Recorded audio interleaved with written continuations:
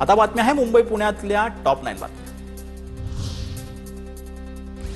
मुंबईत एकात्मिक तिकीट प्रणाली अंतर्गत मुंबई वन ॲपचं पंतप्रधान नरेंद्र मोदी यांच्या हस्ते लोकार्पण होण्याची शक्यता। रेल्वे बेस्ट एसटी मोनो मेट्रोसाठी वेगळी तिकीटं खरेदी करण्याच्या त्रासातून प्रवाशांची सुटका होणार।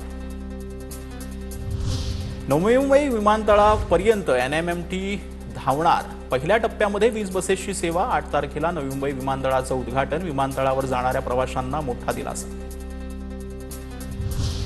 मुंबई महानगरपालिकेत तब्बल 3100 कोटी रुपयांचा मालमत्ता कर जमा। पहिल्या 6 माहितच 42% कर संकलन। पालिकेच्या कर संकलन विभागाला यश। वांद्रे वर्सोवा सागरी सेतू बाधित मच्छीमारांना अर्ज करण्यासाठी मुदतवाढ। मच्छीमारांच्या मागण्यानुसार आराखड्यामध्ये बदल केल्यानंतर खर्चवाढ। 31 ऑक्टोबरपर्यंत अर्ज करता येणार। मुंबई शहरासह उपनगरामध्ये 7 ते 9 तारखेदरम्यान 10% पाणी कपात लागू। पिसे पांजरापूर जलविद्युत केंद्रामध्ये 20 मीटर जोडणीचं काम हाती घेण्यात येणार।